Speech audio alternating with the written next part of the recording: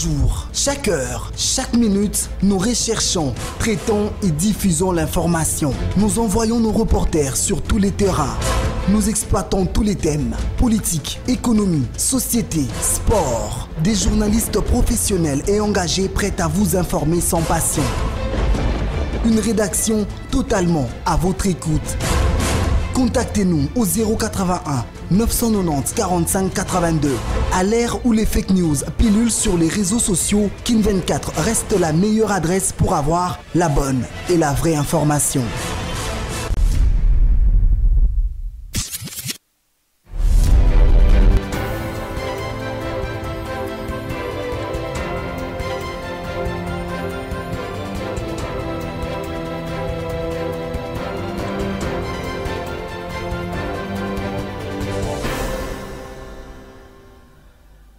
C'est l'heure de vous informer. Bonsoir et bienvenue dans ce journal. Le chef de l'État a reçu ce jeudi 28 avril au Palais de la Nation le président du Conseil européen. Après un tête-à-tête à huis clos, Félix Tshisekedi et Charles Michel ont tenu un point de presse conjoint avant l'inauguration par les deux hommes de deux bateaux destinés au balisage du fleuve Congo. Sierra Wabilinda nous donne de plus amples explications. Il est 11 h quand Charles Michel arrive au Palais de la Nation où l'attendait Félix Tshisekedi.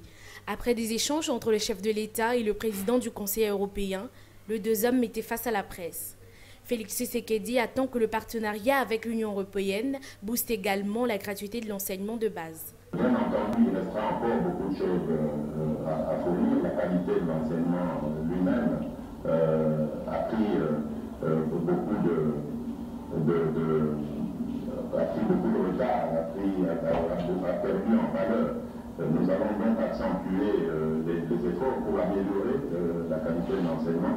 Nous allons aussi faire des efforts pour multiplier les infrastructures scolaires parce que malheureusement cette mesure qui était tant souhaitée par le peuple congolais a eu aussi des conséquences, c'est d'avoir des nombres incalculables d'enfants dans les classes. Donc nous allons aussi aller dans ce sens. Et le partenariat justement avec l'Union européenne, c'est celui-là aussi, celui d'obtenir des accompagnements, du soutien, des conseils, de l'encadrement, du renforcement de nos capacités pour y faire. Donc je pense que je reste optimiste et nous allons réussir à relever ce défi. Quant à la situation d'insécurité à l'Est, le chef de l'État a réitéré sa volonté de s'installer dans ce coin du pays pour y apporter la paix. Là aussi, je crois que les jeunes gens sont emportés par les émotions d'une part et je pense même qu'il y a quelque part de la manipulation des adultes. Je peux comprendre cette expression de colère, de ras-le-bol vis-à-vis des violences qui se font, mais ce n'est pas la MONUSCO qui en est responsable. Cette violence, elle est aveugle, elle est lâche et elle est sournoise. On ne la voit pas toujours venir. Ce n'est pas la MONUSCO qui la suscite. Et donc vous devez comprendre que la MONUSCO est là pour nous accompagner dans les efforts que nous fournissons. Et je vous promets, chers enfants, en tant que père d'abord, mais ensuite en tant que chef de l'État, que j'apporterai les solutions à vos problèmes. Veuillez regagner vos foyers et ne vous laissez surtout pas manipuler par des adultes. Après ce point de presse, Félix Tshisekedi et Charles Michel ont inauguré deux bateaux destinés au balisage du fleuve Congo. On poursuit avec l'actualité, l'examen de la proposition de loi sur la transplantation d'organes, des tissus et des cellules du corps humain du sénateur Kaumba Lufunda était au centre de la plénière de ce jeudi 29 avril 2021 à la Chambre haute du Parlement. Kadiboma Alamandoulou nous donne des détails. C'est une deuxième étape cruciale pour l'auteur de la proposition de la loi sur la transplantation d'organes, des tissus et des cellules du corps humain. Après l'avis favorable du gouvernement, ce jeudi, Prince Kaumba Lufunda a présenté au sénateur sa proposition de loi pour arracher son adoption. La discussion des projets et propositions de loi comporte un débat général et une discussion article par article à propos de la loi sur la santé publique. S'agissant du volet juridique, il existe une dispute autour de la loi numéro 18/035 du 13 décembre 2018 fixant les principes fondamentaux relatifs à l'organisation de la santé publique, qui est une loi générale élaborée sur base des littéras H et M de l'article 202.36. Présentation de la loi sur la santé publique. 1. La loi numéro 18/035 du 13 décembre 2018 fixant les principes fondamentaux relatifs à l'organisation de la santé publique a le mérite d'avoir légiféré en ses articles 62 à 68 les deux premières sections de son chapitre 4 sur la transplantation des produits du corps humain. Soumise au débat général, quelques sénateurs n'ont pas hésité à donner leurs observations. À l'article 9, il est dit « Toute contrainte visant à faire accepter l'intervention médicale à une personne contre sa volonté est strictement interdite. » Mais ma question est celle de savoir comment garantir le libre consentement des donneurs qui peuvent faire face à des pressions familiales ou morales. Un délai a été accordé à l'initiateur de cette proposition afin d'apporter des réponses aux différentes préoccupations de sénateurs. Et puis le Premier ministre Samalou Kondé a reçu à son cabinet de travail à l'hôtel du gouvernement une délégation de la JECAMINE conduite par son PCA, Albert Youma. Les deux questions liées au développement des entreprises étaient au centre des échanges. Et enceinte Mouabi pour la suite. C'est une deuxième rencontre entre Samalou Kondé et son ancienne famille professionnelle. Une délégation composée des directeurs et la délégation syndicale conduite par le président du conseil d'administration a échangé avec le Premier ministre sur le fonctionnement de la JECAMINE et étudié la possibilité d'ajuster certains secteurs de ce portefeuille. Les deux parties sont tombées d'accord pour mettre leurs efforts ensemble pour le développement de l'entreprise. Albert Youma ne cesse de vanter la fierté de la JECAMINE d'avoir donné au pays un Premier ministre. Nous sommes venus ici à deux titres. En tant que JECAMINE pour dire notre fierté et notre joie d'avoir l'ancien directeur général de la JECAMINE élevé par le chef de l'État à la fonction importante de Premier ministre et chef du gouvernement. Donc c'est une joie et une reconnaissance pour la JECAMINE. Nous avons travaillé avec lui pendant 8 mois. Nous avons connu sa détermination, son courage et sa volonté. C'est que nous pensons qu'il est capable de répondre aux défis de cette fonction si digne. Mais nous sommes aussi venus lui dire qu'en tant que JECAMINE, nous sommes ses premiers supporters. Nous sommes ses premiers supporters parce qu'on le connaît, on veut qu'il réussisse et nous serons toujours derrière lui pour qu'il réussisse. Une deuxième rencontre en quelques semaines avec la même entreprise témoigne de la disponibilité et l'accessibilité du chef du gouvernement, Samalou Kondé Kyenge. Dans le cadre de la préparation de son avis sur l'amélioration du système de gouvernance en RDC, le Conseil économique et social organisé du 27 au 28 avril 2021 un atelier de réflexion sur l'état de lieu de la gouvernance du pays. Il y a eu au centre des échanges et des débats entre les membres du Conseil et les représentants des instituts congolais de recherche en développement et études stratégiques. Enoch Lubanda. Au cours de ces travaux, le Conseil économique et social a reçu à son siège les représentants de l'ICREDES pour présenter les résultats de leurs études sur la bonne gouvernance en RDC en vue de comprendre le profil, l'état de lieu de la gouvernance dans le pays. Plusieurs thématiques ayant fait l'objet de l'étude de l'ICREDES étaient développées lors de ces débats et échanges. René Ngongo, rapporteur du CES, affirme qu'à l'issue de ces échanges, le travail sera validé par le comité de pilotage et les conclusions seront remises au chef de l'État.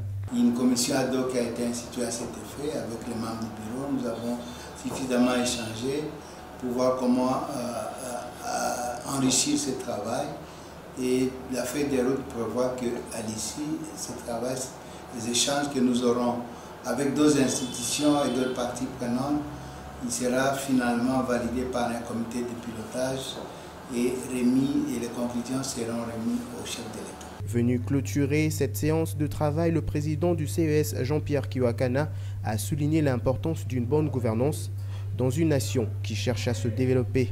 Mais la question de la bonne gouvernance demeure une préoccupation en RDC, en dépit des efforts déployés par le gouvernement. Comme tous les États en développement ou en voie de développement, la gouvernance est réputée de promouvoir la bonne gestion des affaires publiques dans le cadre du processus du développement. Cette même bonne gouvernance apparaît de plus en plus comme un élément clé du développement. La réussite du développement est en effet dissociable de la bonne gouvernance. La mauvaise gouvernance est pointée du doigt comme étant une des principales causes du paradoxe qui existe entre un pays qui est une catastrophe géologique avec une population extrêmement pauvre. C'est par une photo de famille que cette séance de travail était sanctionnée. Les deux cerveaux qui coiffent désormais la diplomatie congolaise sous la vision du chef de l'État, à savoir Christophe Lutundula Apola et Sami Adubango Aoto, respectivement vice-premier ministre et ministre, ont pris part officiellement les rênes de leurs cabinets respectifs après la cérémonie des remises reprises qui a eu lieu le 28 avril 2021 dernier. Yves Konkondé. Les désormais patrons de la diplomatie congolaise, Christophe Lutundula Apala et Sami Adubango Aoto, ont mis le cap sur le bâtiment abritant le ministère des Affaires étrangères où leurs collègues sortants ont dû les accueillir fraternellement. Au demeurant, le ministre d'État sortant, Marine Toumbanzeza, a souhaité plein succès à son successeur tout en reconnaissant en lui un potentiel nécessaire pour l'avancement de la diplomatie congolaise. Je crois vraiment que je peux partir l'âme en paix, sachant que notre ministère est dans de bonnes mains et qu'il va le défendre valablement. Pour sa part, le vice-premier ministre entrant est conscient que son mandat ne sera une réussite qu'avec l'apport de tous les collaborateurs. Le flambeau du changement, je dois le porter avec le personnel des affaires étrangères. Pas un ministre des Affaires étrangères sans ce personnel-là. Il n'y a pas un ministre des Affaires étrangères sans des hommes et des femmes qui travaillent. Il faut arrêter de nous plaindre, de dresser les murs de lamentation. Ça ne changera absolument rien du tout. Le deuxième défi, c'est de mériter la confiance du président. Le président Tshisekedi Tshilombo, qui a accepté que j'entre dans ce domaine. Le vice-ministre des Affaires étrangères, Sami Adubango Aoto, a travaillé en 2016 et 2017 au gouvernement de cohésion nationale jadis conduit par le premier ministre Sami Badibanga Ntita. Notable de l'Ituri, il est député national élu de la circonscription de Mahagi. Il a été également plusieurs fois conseiller dans les ministères du gouvernement central. Toujours dans ce chapitre, Didier Boudimbo a pris officiellement les commandes du ministère des Hydrocarbures ce 28 avril. Il succède ainsi à Rubens Mikindo au ministère de Mines, où Willy Kitobo cède la place à Antoinette Samba. C'est devant une foule immense, les membres des deux cabinets sortants et entrants, mais également les membres de l'administration des hydrocarbures, que Didier Boudimbo, actuel ministre d'État en charge des hydrocarbures, et son prédécesseur Rubens Mikindo ont échangé les signataires de procès-verbaux pour marquer l'effectivité de la remise et reprise à ce portefeuille. Le nouveau patron des hydrocarbures promet d'apporter sa touche particulière en vue d'atteindre le développement de ce secteur. Monsieur le ministre d'État et chers grands frères, je n'ai pas beaucoup à dire. Je parlerai plus dans 6 mois ou dans 9 mois quand on aura travaillé pour essayer de bosser le tableau de ce qu'on aura fait d'ici là. Pour le moment, je remercie, chers invités, je remercie nous, c'est que Dieu nous bénisse et qu'il nous donne la sagesse, l'intelligence et la force de mener à bien cette mission qu'on va nous confier, de façon que demain les hydrocarbures puissent briller, demain que le pays, le trésor public puisse compter sur ce qui va rapporter les hydrocarbures à travers la vente des blocs et tout ça, les affaires qui doivent venir. Rubens Mikindo, ministre sortant, a à son tour promis sa disponibilité à collaborer avec son successeur. J'espère et souhaite que mon successeur, son excellence, à l'endroit de qui je réitère mes sincères félicitations et mes vœux de réussite, fasse mieux que moi et hisse encore plus haut les couleurs des hydrocarbures de la RDC avec les concours de tous. Je les garantis mon soutien et mes conseils en cas de... Le même scénario a été vécu au ministère des Mines où Willy Kitobo a cédé le bâton de commandement à Antoinette Samba. Willy Bakonga a enfin été extradé et fera face à son juge naturel. Le syndicat des enseignants du Congo attend que le ministre honoraire de l'EPST soit jugé. Emery Masonga, porte-parole du CIECO, est au téléphone de Achaïssa. Mesdames et messieurs, donc ici dans cette salle s'interroge sur mon sort. J'aimerais vous garantir que je m'apprête à vivre une autre expérience politique ou professionnelle. J'aspire à d'autres responsabilités, bref, je me mets à la disposition de mon parti. Ainsi va la vie. Pour le reste, je souhaite à toutes et à tous beaucoup de réussite pour la suite de vos carrières respectives ici, ailleurs. On sait bien ce qui vous arrive. Bonne continuation à tous ceux qui auront la chance de poursuivre les révolutions dans les secteurs de l'hydrocarbure, particulièrement au cabinet du ministre de l'hydrocarbure encore. Bonne chance d'avance à celles de ceux qui viendront vous rejoindre.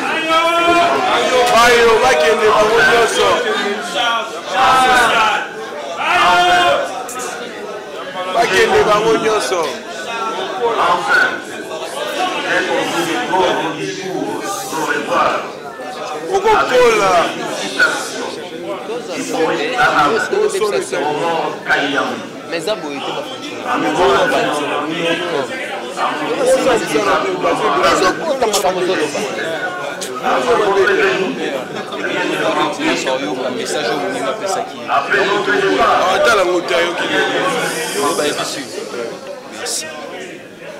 Les ministres d'État, ministre des hydrocarbures, est parti avec son vice-ministre. Vive le ministre des hydrocarbures qui est venu sans doute. Mobimba. Merci à tous. Restez bien. Tombola Mixuel a été clôturée. Les gagnants de cette marque ont reçu 25 cartons du lait Mixuel. Ceci intervient au bout de 3 mois de la Tombola. Objectif, booster le commerce des revendeurs. C'était devant les inspecteurs de sport et loisirs et un officier de justice. La Tombola Matissa Capitale Nayo de Mixuel a pris fin le week-end à l'espace Square de Limité. Après 3 mois d'affilée, les revendeurs de ces produits laitiers ont vu leur récompense être couronnée avec la remise de la cagnotte de 25 cartons de lait Mixuel. Ceci sous l'œil vigilant des inspecteurs de sport et loisirs. La joie pouvait s'y lire si facilement dans le visage des heureux gagnants. Je voulais même refuser. On m'avait conseillé que non, Kobo a été Yango. Donc, ils ont en réalité. Il y a un CP, les 5 ans, on a gagné 25 cartons mutuels, c'est ça. Les Anglais 5 ans, vraiment. Ngambo, on a dit que Tembe le rôle à Bango. Les lois ont commis réalisé, on a 25 cartons. Fond en Zaki, place Zaki et Mati. Bango, on va faire Tembe. Bacha Tembe, te babeta. Balong a denga na longi. Nazo sepela makasi parce que na bungi saki mbongo ebele melelo problème nenga eko kanisa ngai pote nazwa Mixuel nazo ngisa fond à démarrage ce n'est pas hasard yango wana na kosepela makasi parce que nazwi déjà mbongo na Mixuel na ngai. Avant cette remise de la Tombola Matissa Capitale Nayo, Mixuel a fait la ronde des différents marchés et coins de Kinshasa où se vendent ces laits. Les résultats ne pouvaient être que positifs à voir l'engouement qu'il y avait lors de la campagne. Ceci s'explique par cette opportunité d'affaires qui vient booster les commerces des commerçants en cette période difficile où la Covid-19 a paralysé presque les affaires dans tous les domaines de la vie. Et Mixuel a pensé comment redonner un souffle à sa clientèle. En sport, la Ligue sportive pour la promotion et la défense des droits de l'homme a condamné avec la dernière énergie les violences et les actes de vandalisme survenus après les matchs entre Sa Majesté Sanga Balende et le tout-puissant Mazembe. À Mbujimaï, la LISPED appelle la LINAFOOT à sanctionner les auteurs de ces actes. Nous avons tous suivi le match qui avait opposé Sanga Balende au tout-puissant Mazembe. C'était à Kachala, à Bonza. Mais ce que nous avons vécu, c'était vraiment la violence. Après les matchs, il y a eu la barbarie, le vandalisme. Les joueurs du tout-puissant Mazembe et le membre de staff et certains officiels ont été pris vraiment à sac par certains supporters, par certains badauds aux alentours du stade Kachala, Bonzola. Donc, la Ligue sportive pour la promotion et la défense des droits de l'homme est venue pour fustiger, condamner ce genre de comportement que nous ne voulons pas que ce soit dans notre football, que ça ne puisse pas élire domicile au sein des installations sportives. Nous demandons en cet instant aux membres du comité de gestion de prendre leurs responsabilités, de sanctionner les auteurs de ce genre d'actes. Et nous profitons de l'occasion pour sensibiliser tous les supporters de toutes les équipes qui sont concernées pendant cette compétition de se comporter dignement.